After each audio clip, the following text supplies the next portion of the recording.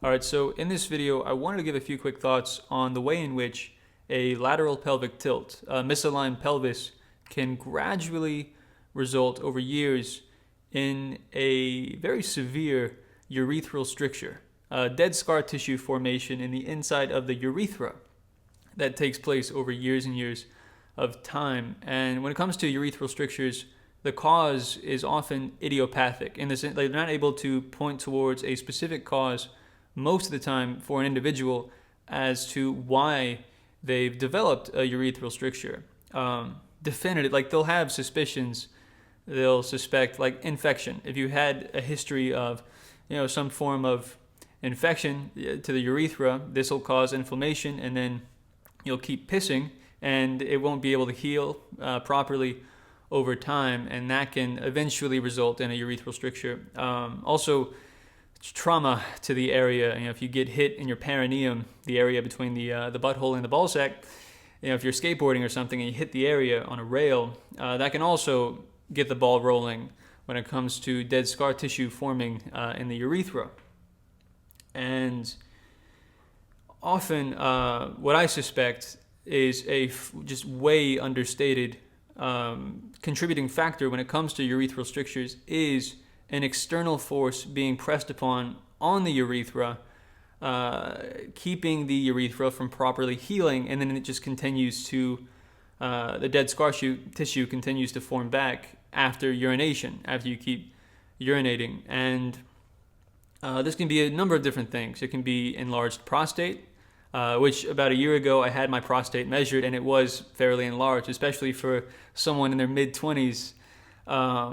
Like with many health issues, a urethral stricture and enlarged prostate, both things that I've dealt with, are something that occurs way more often among older people. The older you get, the more likely you are to develop a urethral stricture, the more likely you are to develop an enlarged prostate, and the more likely you are to suffer with idiopathic chronic pain, which was the other sort of thing that I've been dealing with for years and years, since I was like 13, and it's worsened over time, and I've recently discovered why that is. But yeah, the main point of this video, I guess the main sort of takeaways that I wanted to highlight for anyone who might be dealing with a lateral pelvic tilt, or just a general an asymmetrically functioning body, and as well as sort of linking it to symptoms of a urethral stricture. If you have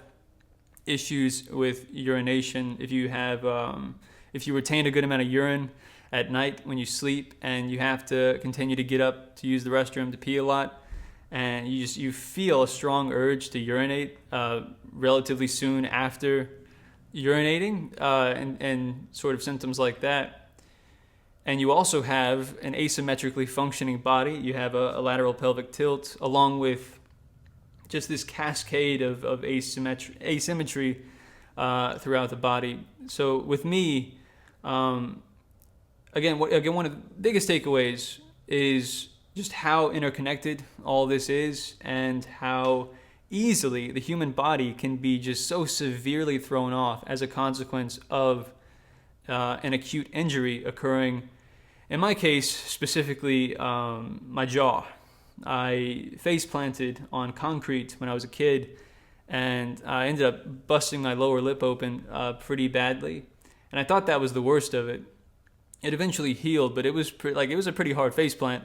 And I suspect what occurred there, my jaw was pushed back and inward, and it was just it never healed properly.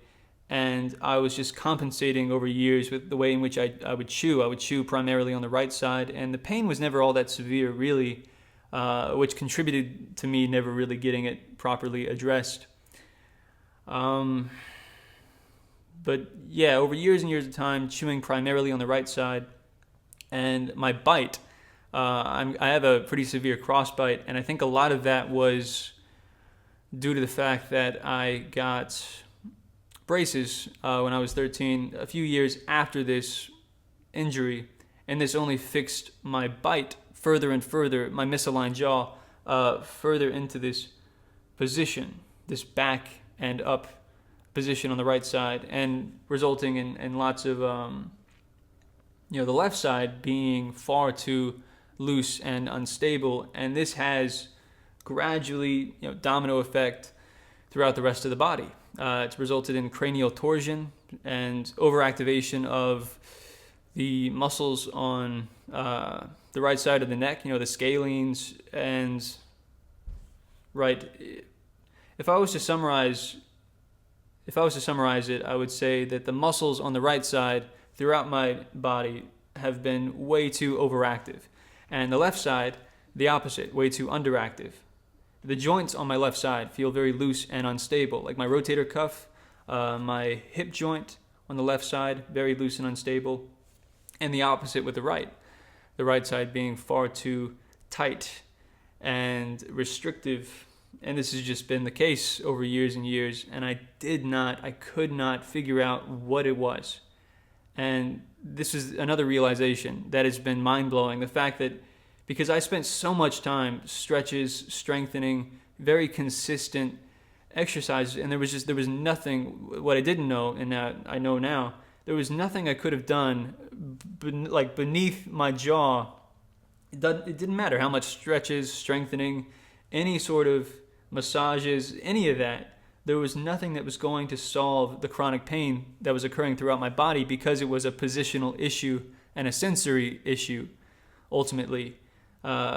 Just due to the way that I'm trying to summarize it the best. I'm sorry if it's but the right side being way too overactive, the right side of the jaw, and the jaw muscles and the masseter, this is some of the most strong muscles in the body, and it's very easy if there's asymmetries in positioning and functionality, for it to cascade down, for it to gradually result in overactivation and underactivation throughout the entirety of the body, and resulting in lots of compensation in the ways in which the muscles function.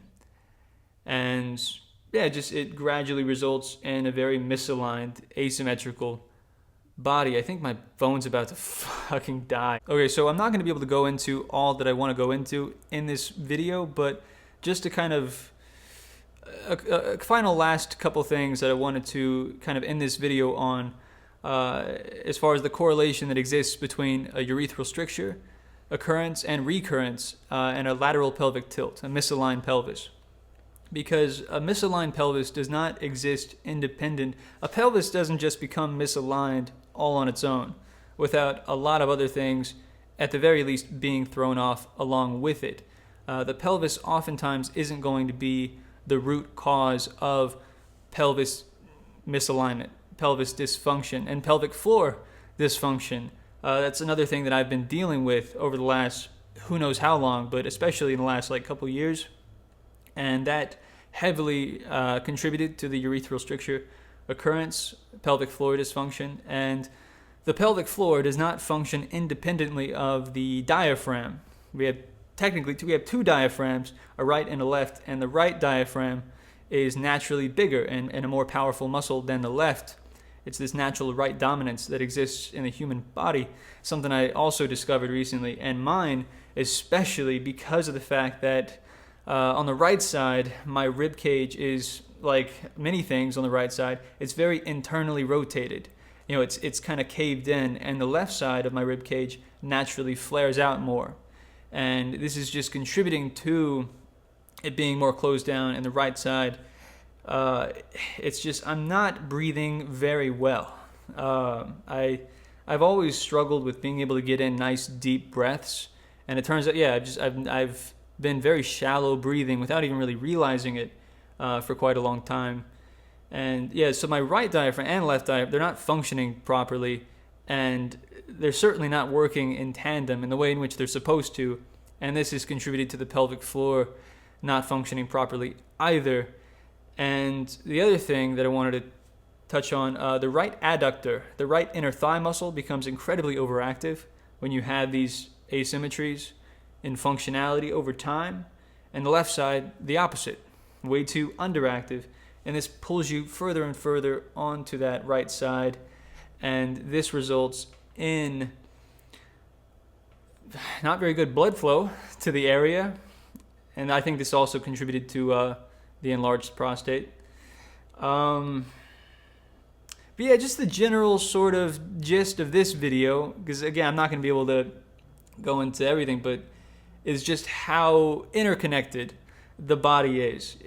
Just, I guess the biggest takeaway for me and what I want to kind of end this video on, I guess, is just how interconnected all this is. It is not enough to simply, if regardless of whatever, when it comes to joint pain, when it comes to all sorts of forms of dysfunction throughout the body, you cannot look at them and attempt to address them, many of them, independently of the rest of the body, especially when it comes to skeletal and muscular imbalances and pain and injuries and risk of injury and all that sorts of stuff. So yeah, like when it comes to rotator cuff pain, when it comes to rotator cuff dysfunction, that was like one of the first things that started occurring when I was like 17.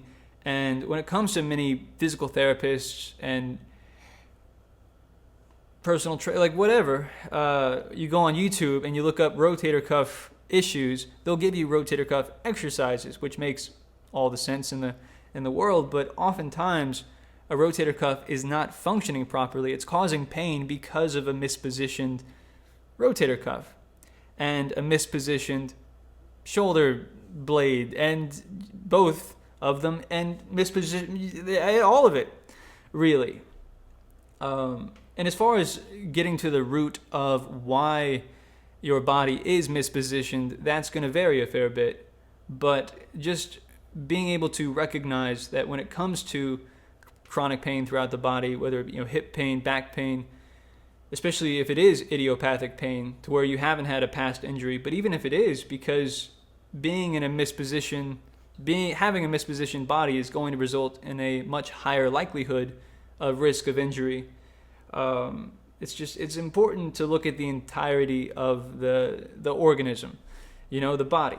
It's important to not isolate a single. You know what I mean? I think that covers it. I just it's something that I really wish I would have known a fuck of a lot sooner, and it is something that I want to. I find it to be fascinating, so I want to learn more about it, and I'm still very early in this sort of process of figuring out the exact way of going about solving it. But I think an acrylic splint, for me, because the jaw is at the root of it, I've been wearing a custom molded mouth guard to just sort of keep my jaw in a more natural position, because it naturally wants to, go to the right. And that's been helping a fair bit with just keeping it more relaxed on that right side. And I've noticed that already with chewing and all that, like, I feel like there's less pain, there's less popping and clicking and snapping and all that. And that's been good. And my body just, it naturally feels, I noticed that when I bite down on the mouth guard, because I wasn't having proper tooth sense, and now I'm a lot more close to having that when I have the mouth guard in. And I'll notice that, the muscles in the neck do tend to just very quickly kind of let go a little bit. They stop being as overactive. And another sort of, I'm going to end it here in a moment. I'll keep going, but